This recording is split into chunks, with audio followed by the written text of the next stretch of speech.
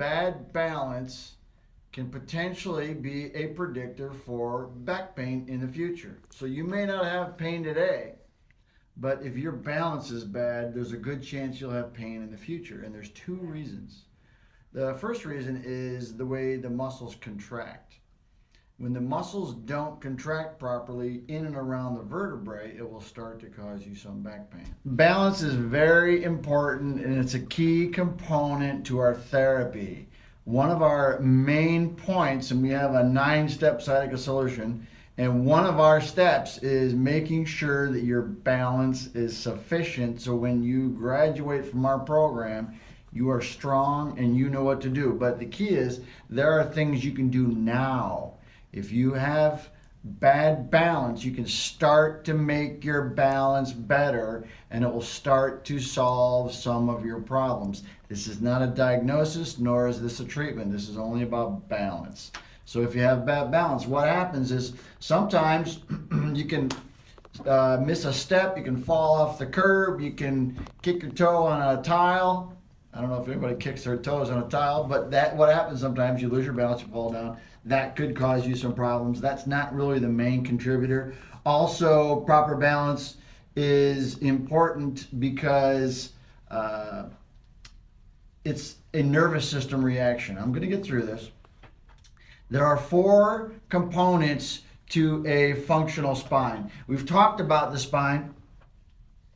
The head and the hips, and between each vertebrae there's a disc. So there's 24 vertebrae, but each vertebrae is controlled by muscles. So there are 4 components to a unstable spine. An unstable spine ultimately will lead to back pain. So there's a muscle component, there's a nerve component, there's a joint component, how well the joints move, and then there's your posture.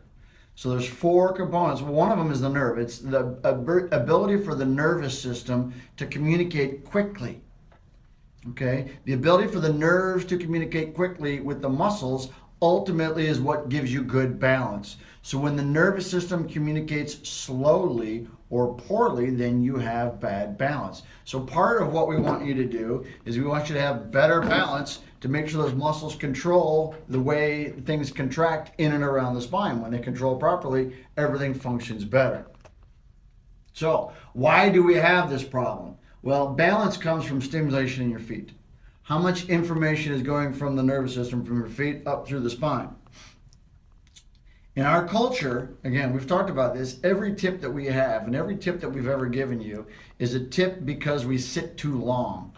We're sitting in a seated position too long causes a great deal of trouble, but because we sit so long, we're getting less activity on our feet. We're not stimulating our feet.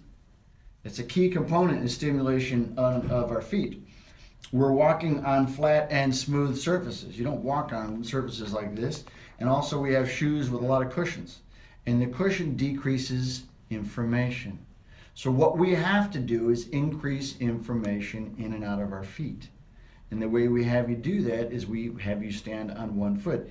The Indians, the ancient Native American Indians, used to run, if they had back pain, they would run on dry riverbeds. Why would they do that? Because dry riverbeds are unstable. They didn't know why it worked, but ultimately what happens is when you run on an unstable surface or walk on an unstable surface, it increases the communication patterns through the nervous system. And that process of communication through the nervous system helps things function better. So what do we have you do? Our goal is you have to stand on one foot and you stare straight ahead. I'm not sure if I stand on one foot, am I going to be off the screen here?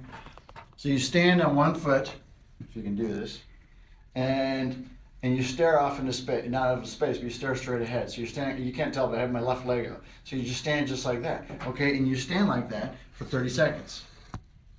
And you do it 2 or 3 times, okay? The ultimate goal is to stand on one foot and look straight ahead because that gives you balance. And you have to slowly increase the level of difficulty. So you want to start with your eyes open and then you go to the point where your eyes close. Now be careful. I don't want you to fall down. I don't want anybody falling down. So you have to do this where you have your hand on something if you close your eyes because you don't want to fall over and whack your head. It's not a good idea. So be very careful.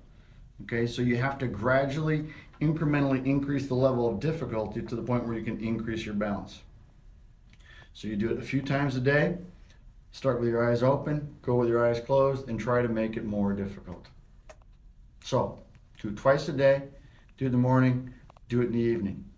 The key to this is to increase your balance, increase your nervous system's functional ability. When your nervous system functions better, you have less pain. That's our goal. Our goal is for you to be better. Remember, it is a future predictor of back pain. There's a couple of predictors. One is the strength of your low back, but also another one is your balance. If your balance is good, you're less likely to have future episodes of back pain.